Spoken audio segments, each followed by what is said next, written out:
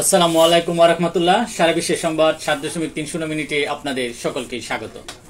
দেশের প্রধান প্রধান দৈনিক পত্রিকাগুলো তাদের শিরোনামে যে খবরগুলো গুরুত্ব সহকারে ছাপিয়েছে তাই নিয়ে হাজির হলাম আপনাদের সামনে। আশা করি সাথেই থাকবেন। শুরুতেই থাকছে আজ 15ই আগস্ট, বঙ্গবন্ধুর 49তম শাহাদত বার্ষিকী। জাতির ইতিহাসে একটি কলঙ্কিত ও বেদনার দিন। 1975 সালের এই দিনে জাতি হারিয়েছে স্বাধীন বাংলাদেশের স্থপতি ও জাতির পিতা বঙ্গবন্ধু শেখ মুজিবুর রহমানকে। আজ ভিন্ন আবহে 15ই আগস্ট। 15ই আগস্ট উপলক্ষে গতকাল সন্ধ্যায় ধানমন্ডি 32 নম্বরে বঙ্গবন্ধু ভবনে প্রদীপ প্রজ্বলন করেন সাংস্কৃতিক কর্মীরা। দেশ পুনর্গঠনে পোশাক প্রস্তুতকারকদের সহযোগিতা চাইলেন প্রধান উপদেষ্টা ডক্টর মোহাম্মদ ইউনূস। গতকাল বিজিএমইর প্রতিনিধি দলের সাথে মত বিনিময় কালে তিনি একথা বলেন। তিনি আরো বলেন, তৈরি পোশাক শিল্পকে রাজনীতি থেকে দূরে রাখুন, আপনারা ব্যবসাকে রাজনীতির সাথে মেশাবেন না। সে সময় বিজিএমইর প্রতিনিধিরা পোশাক শিল্পের সমস্যার সমাধানে টাস্কফোর্স গঠন করে দেওয়ার প্রস্তাব করেন। ঢাকায় ব্যবসায়ীদের সম্মেলন। ব্যবসা বাণিজ্যে আস্থার পরিবেশ ফিরিয়ে আনতে যত দ্রুত সম্ভব একটি নির্বাচিত সরকারের কাছে ক্ষমতা হস্তান্তরের উদ্যোগ নেওয়ার জন্য অন্তর্বর্তী সরকারের কাছে আহ্বান জানান ব্যবসায়ী নেতারা।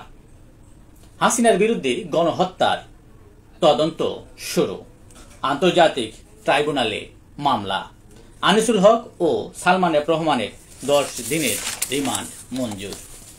রাতে গ্রেফতার টুকু, পলক ও সৈকত। খিলক্ষেত নিকুঞ্জ আবাসিক এলাকায় আত্মগোপনে থাকা অবস্থায় তাদের গ্রেফতার করা হয়। শেখ হাসিনার নামে মামলা করায় গোপালগঞ্জ ও ফরিদপুরে আওয়ামী লীগের বিক্ষোভ মিছিল ও সমাবেশ হয়েছে গতকাল। শহীদদের স্মরণে পদযাত্রায় শিক্ষার্থীরা। বিচারের দাবিতে ফের রাজপথে বৈষম্য বিরোধী ছাত্র আন্দোলন। অবস্থান কর্মসূচিতে বিএনপি নেতাকর্মীদের সর্বোচ্চ সতর্কতার নির্দেশ দেন।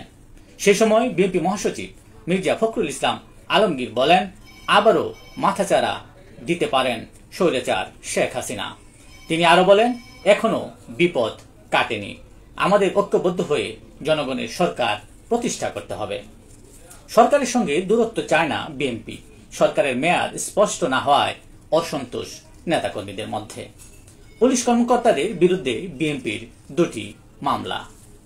গণহত্যার নির্দেশদাতা হাসিনা, বিচার আন্তর্জাতিক অপরাধ ট্রাইব্যুনালে সম্ভব বলছিলেন আইন উপদেষ্টা ডক্টর আসিফ নজরুল। শিগগিরই হত্যার তদন্ত শুরু করবে জাতিসংঘ। প্রধান উপদেষ্টা ডক্টর মোহাম্মদ ইউনূসকে একথা জানিয়েছেন জাতিসংঘের মানবাধিকার বিষয়ক প্রধান ভলকার তুর্ক। টাকা পাচারকারীদের শান্তিতে ঘুমাতে দেয়া হবে না বলছিলেন নবনিযুক্ত governor doctor Ahsan H Mansur. পররাষ্ট্র উপদেষ্টার সঙ্গে 4 রাষ্ট্রদূতের সাক্ষাৎ।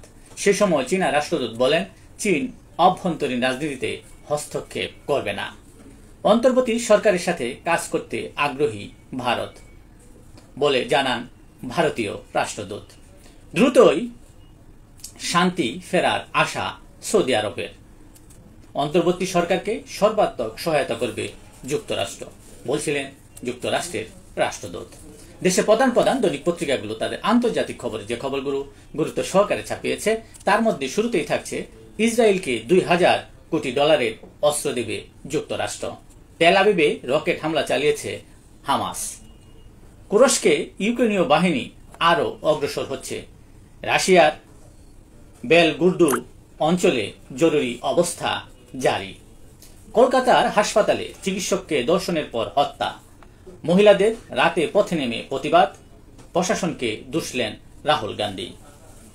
ইসরায়েলে হামলা ঠেকাতে মরিয়া যুক্তরাষ্ট্র। আলোচনায় অনীহা হামাসের। আক্রমণের ধান পানতে ইরান। থাইল্যান্ডের প্রধানমন্ত্রীকে বরখাস্ত করেছেন সাংবিধানিক আদালত।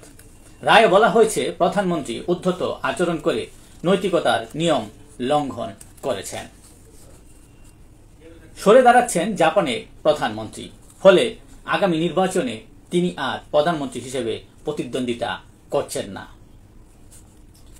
ব্রিটেনে দাঙ্গার অভিযোগে হাজার মানুষ আটকের মধ্যে 11 বছরের শিশু থেকে শুরু করে 69 বছরের বৃদ্ধ রয়েছেন।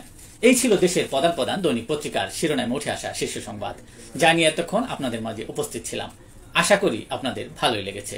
সার্বিক খবরের বিবেচনায় যদি আপনাদের কোনো অভিমত, অভিব্যক্তি, সমালোচনা কিংবা কোনো পরামর্শ থেকে থাকে তাহলে অবশ্যই কমেন্টসে জানাবেন। আপনাদের কমেন্টসের প্রত্যাশায় আজকের মতো এখানে বিদায় নিচ্ছি। আবারও দেখা হবে আগামীকাল ঠিক একইভাবে সারা বিশ্বের সংবাদ 7.3 মিনিটে।